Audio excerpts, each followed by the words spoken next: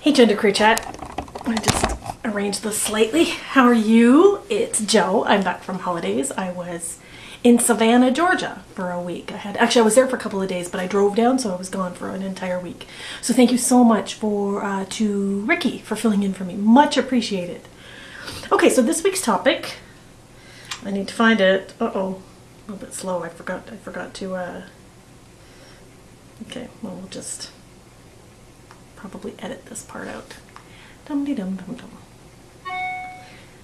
Okay, so this week's topic, think about yourself in a different time in your life when you thought about gender and the world in a different way. What were your thoughts on gender, misconceptions? What would your past self think of the current you? What would you think about your past? What would you think about your past self, knowing what you do know now about gender and the binary world we live in? I had grand plans to make this video because I have a picture at work, but I wasn't there today, so it's a photograph of myself and my ex-boyfriend, which I'll just introduce. This is for Micah. If you're still watching Micah, I know he's moving soon. Stanley. I have a picture of myself and my ex-boyfriend and his 3 kids, and it's like a family portrait. And I'm wearing a dress, and I have long hair, and the little boy is sitting on my lap, the 3-year-old, and it's just a world away from everything that I am and ever was. And it was just this period in my life when I was living this extremely heteronormative life, and it's such a freaky picture. I was about 26, maybe 25 or 26 in that picture, and I am 39 now, so 14 years ago.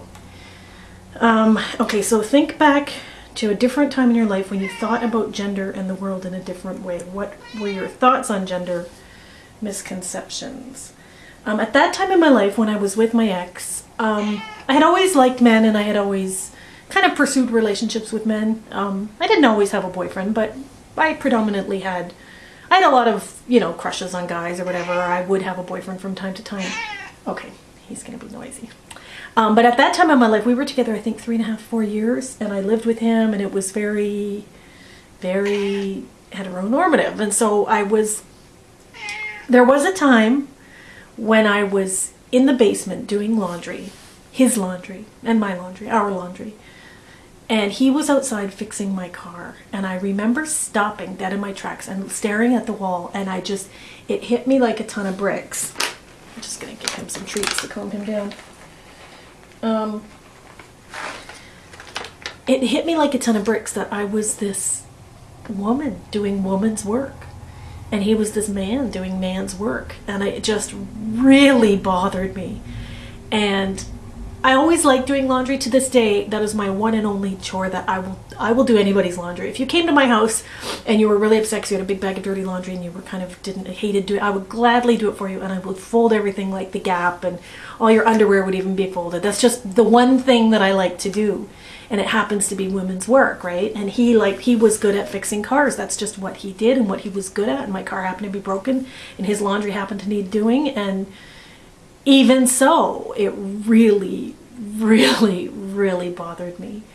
And I wrote an article some years later that got published in the Globe and Mail, which is Canada's national newspaper, called Say Hello to Spinster Living, SPINSTRRR.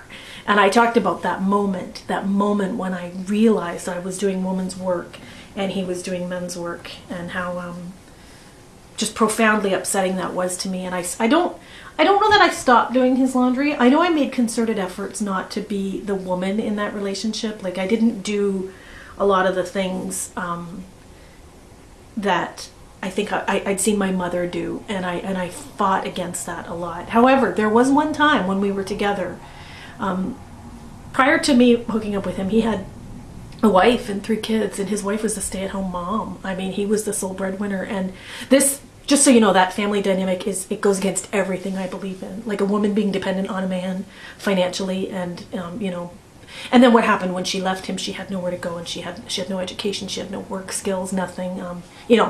Long nightmarish scenario. But there was a time when I was with him. I always paid him rent, and he was kind of funny about it. He said, because it was his house, and we just kind of made up a number. I think I was paying him like $300 a month rent, and I lost my job, or I quit my job. And there was one month where I remember things were kind of tight, and he said to me, you don't have to pay me rent. like, I don't know why that was your idea anyway. I mean, you never had to. I don't know why you're so bent on that. And I'm like, because I'm not a prostitute. And anyway, for 1 month, I agreed. I said, all right, what should I do in exchange then? Because I don't feel right just not paying rent, living here rent free. And he said, well, I don't know, make me lunch or something. Because I wasn't working and he was, and he hated making his lunch in the morning. So there I was doing women's work, right? Buttering some sandwich. I remember making him some sandwich, and he came home and he was mad because I'd made it wrong. And again, like, it was just, I was seeing red. Like, you can't tell me that I have to make you a sandwich and then get mad at me when I do it wrong, and that's my payment for existing. Like, I get to live here, and in, you know, in exchange for living here, I get to be your, you know, maid servant basically, or wife, or whatever the fuck you want to call it. And I hated it. And I got a crap job. I got any old crap job and started paying rent the very next month. I couldn't stand it. I think I've been filled with a lot of notions, especially being raised in that that skewed version of Catholicism that I was raised in, where you know, husband-wife dynamic is very defined. What a wife's duty is very defined, and you have to be that way. And I remember always hating it and always fighting against it, except for the fact that there are certain things that I like to do. Like, I like to cook. I love to feed people. I love to feed people. Yeah, if you came over here, I would feed you and I would do your laundry. And I don't know, is that a female thing to do? I wouldn't go fix your car, right? I could possibly like jumpstart it with a coat hanger if the starter was dead or something. Like, there's a few things I know how to do, but I mean, I'm not skilled on that front. And these to me were very gendered activities that I was very mad about. I was very angry that I liked, there were certain feminine things or whatever, women's work that I liked to do. I wished I didn't like to do it, but the fact is I do like to do it. I like to quilt, I like to sew, I like to talk on the phone. Like, there's girly behaviors that I'm just prone to do. And so I think historically in my younger years, I fell into those trappings a little bit more easily, and I fought against it. I always fought against it. Don't think I ever kind of willingly, you know, just lived my life that way. There was always a sense of anger. I think I've said in previous videos that up until very recently, into my late 30s, I was very, very angry feminist, very angry woman, because I didn't like being a woman, and I hated all that came with that. And now I'm a very happy genderqueer, by the way, but I was a very angry woman for so many years. That was one of, you know, the highlights, is being with Ian and being in that relationship and having the gender role so clearly defined, especially because he was a real alpha male. He was a real man's man. He you know, he did the things that I guess a typical male would do, and I kind of, by default, did the things that a typical female would do, and it bothered me a lot.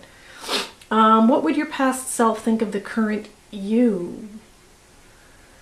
You know, I think the old me would be really proud of, like, really excited for the new me. I think this is what I always wanted. This is what I always kind of, I don't think I ever knew life could be like this, but I knew life could be better, and I knew I didn't have to be angry all the time. And I didn't know, but I wished I could be the person I am today, I guess, without 100% knowing what that was. But look at me now, and look what I've become now. And I think the old me would be very happy things happened as they did, and things unfolded as they should have. And the old me, I think, the only thing is that I'm kind of angry it didn't happen sooner. You know, I feel like I see so many people on this channel, 17, 18, 19 years old, in their 20s, like, oh, you guys, Keenan and Jack, and I'm so not jealous. I'm not a jealous person. I just think you guys have it so good. You're so lucky to be able to do this so young.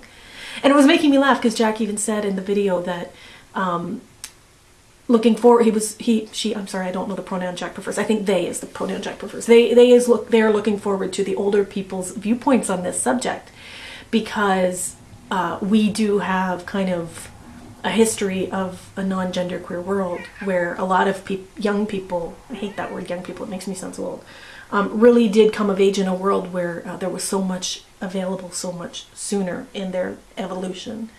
So I had to live, you know, I was stuck in a binary world for a lot of years against my wishes and against my better judgment. But I mean, I just did the best I could.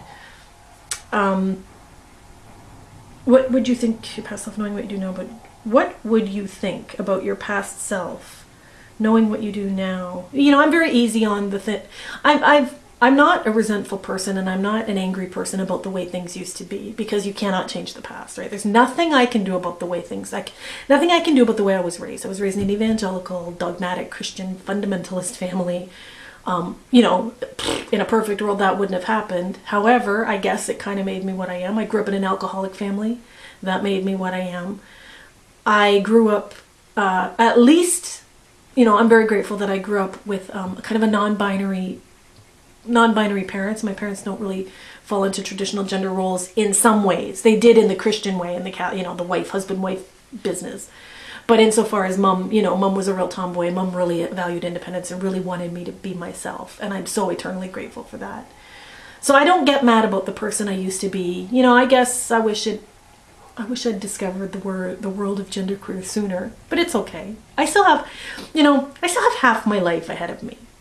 And, you know, the first 10 or 15 years don't really count anyway, because you don't even really remember being, you know, 0 to 10 or whatever. Like, you know, so for the last 30 years, since I was 10 till now, or 9 years old till now, 30 years is a freaking long time. And I probably have 30 more years ahead of me.